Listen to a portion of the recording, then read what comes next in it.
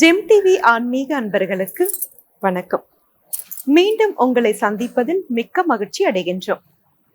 மாதங்களில் உயர்ந்தது மார்கழி மாதம் என்பார்கள். அதனால்தான் மாதங்களில் நான் மார்கழியாக இருக்கின்றேன் என்று ஸ்ரீ கிருஷ்ண பகவானே கூறியிருக்கின்றார். மேலும் ஸ்ரீ கிருஷ்ண பகவான் கீதையில் மார்கழி மாதத்தை பற்றி தேவர்களின் மாதம் என்றும் சொல்லி இருக்கின்றார். தெய்வீகமான மார்கழி மாதத்தில் அதிகாலையில் எழுந்து அழகாக கோலம் போட்டு சாணத்தால் பிள்ளையார் வைத்து கோலத்தை பூக்களால் அலங்கரித்து மார்கழி மாதத்தை நாம் வரவேற்கின்றோம். பீடு என்றால் பெருமை என்று பொருள். ஆனால் நாளடைவில் இந்த பீடு என்ற வார்த்தை மருவி பீடை என்றானது. எல்லா துன்பங்களும் நீங்கி தை மாதத்தில் இருந்து புது வாழ்வு மலர வேண்டும் என பிரார்த்திக்கப்படும் மாதமும் இந்த மார்கழி மாதம்தான். ஆண்டாலும் மார்கழி 30 நாட்களும் பாவை விரதம் இருந்துதானே பெருமாளை மணந்தாள். எனவே இப்படி சிறப்பு வாய்ந்த மாதமாக மார்கழியை பற்றி பரதத்தின் மூலமும் ஆன்மீக சொற்பொழிவு மூலமும் காண இருக்கின்றோம். வாருங்கள் நிகழ்ச்சிக்கு செல்வோம். ஜெம் டிவி நேயர்களுக்கு இனிய காலை வணக்கம். நாம் ஜெம் டிவி வாயிலாக தினமும் பகவன் நாமாவையும் ஆண்டாள் எழுதிய பாசுரங்களையும் அனுசந்தித்து வந்து கொண்டிருக்கின்றோம். மாதத்தில் நான் மார்கழி ஆகின்றேன் என்று பகவத்கீதையில் ஸ்ரீ கிருஷ்ணன் சொல்கிறார். அதுபோல் இந்த மார்கழி மாதத்தில் பாவை நோன்பிருந்து எம்பெருமானிடம் பறையை பெற்று நம் அனைவருக்கும் அனுகிரகித்த ஆண்டாள் நாச்சியாரோடு நாம் அவர் எழுதிய திருப்பாவை 30 பாசுரங்களையும் நாள் ஒன்றுக்கு 4 பாசுரம் வீதமாக அனுபவித்து வந்து கொண்டிருக்கின்றோம். அதன்படி இன்று 25வது நாள் பாசுரம். ஒருத்தி மகனாய் பிறந்து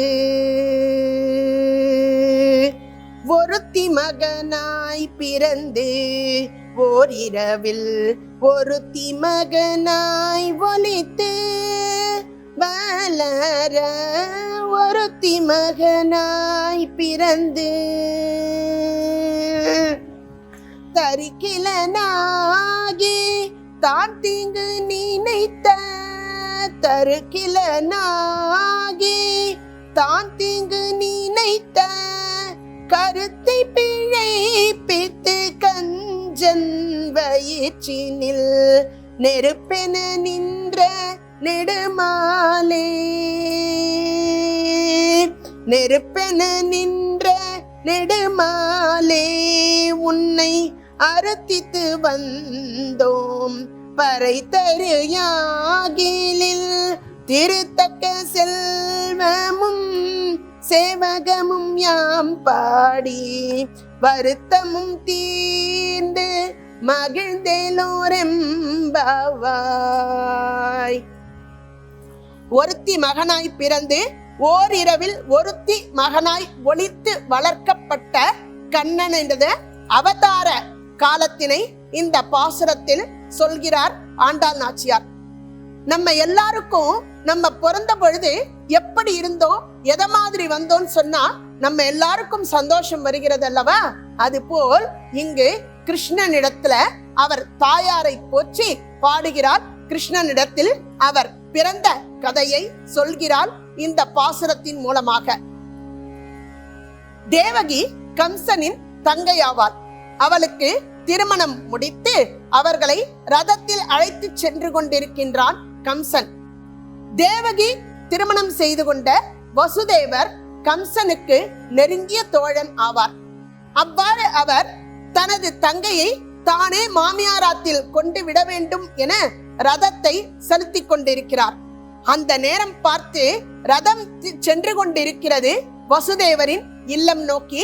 வசுதேவரையும் தேவகியையும் அமர வைத்துக் கொண்டு முன்பே சில ரதங்களும் பின்னே சில ரதங்களும் நடுவில் இவரின் ரதமுமாக சென்று கொண்டிருக்கிறது.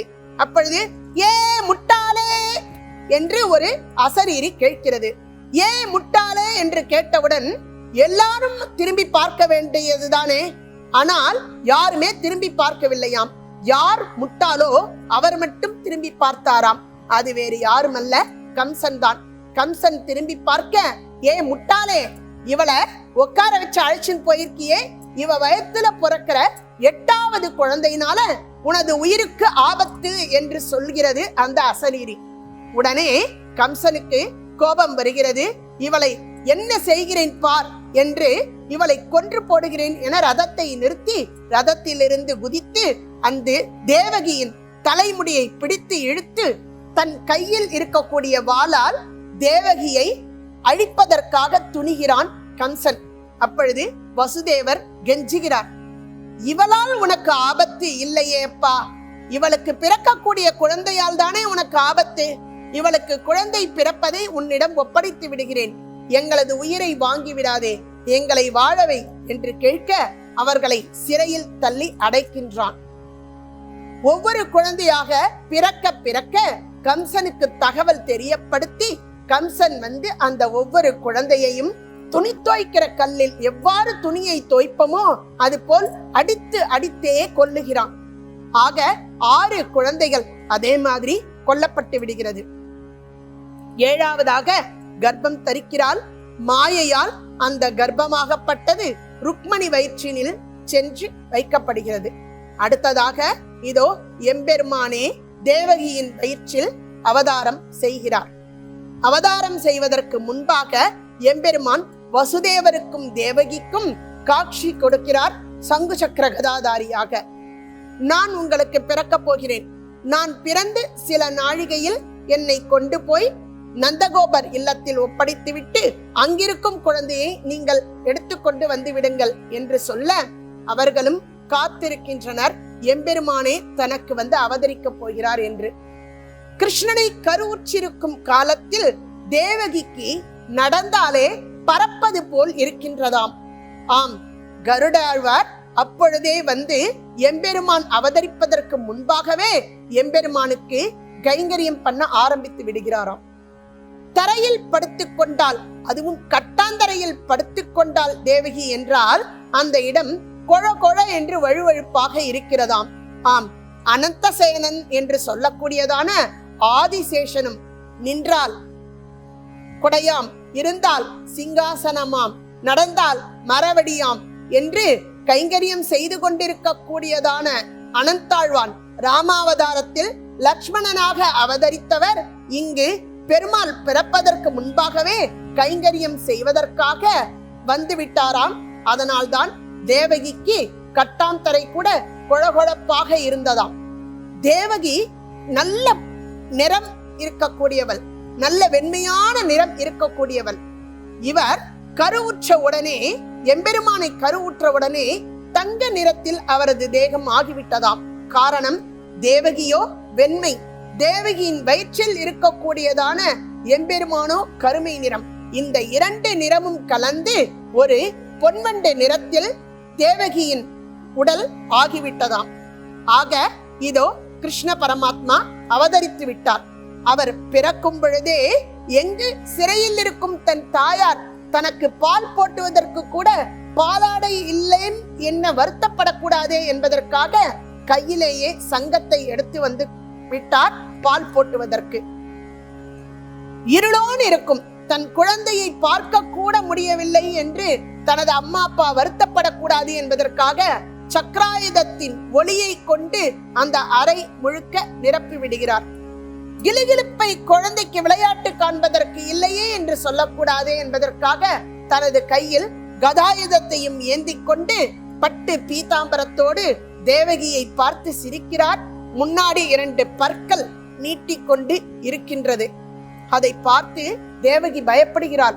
அப்பா கிருஷ்ணா, உன்னோட 4 கைகளையும் நீ மறைச்சென்று, எங்க அண்ணா பார்த்தா இப்பயே உன்னை வதம் பண்ணிடுவான், உன்னை அழிச்சிடுவான். நீ வேணும் கிருஷ்ணா, அதனால உன்னோட கைகளை மறைச்சுன்று, உன்னோட பல்லு எல்லாத்தையும் மறைச்சுன்று, நீ சாதாரண குழந்தையாவே இரு கிருஷ்ணா என்று சொல்ல, ராமனாவது வளர்ந்த பின்புதான் தந்தை சொல்லை கேட்டாள். ஆனால் இந்த கிருஷ்ண பரமாத்மாவோ பிறந்த அடுத்த நொடியே தன் தாய் சொல்லை கேட்டு தன் கையில் இருக்கக்கூடியதான அதிகப்படி கரங்கள் அனைத்தையும் மறைத்து கொண்டார்.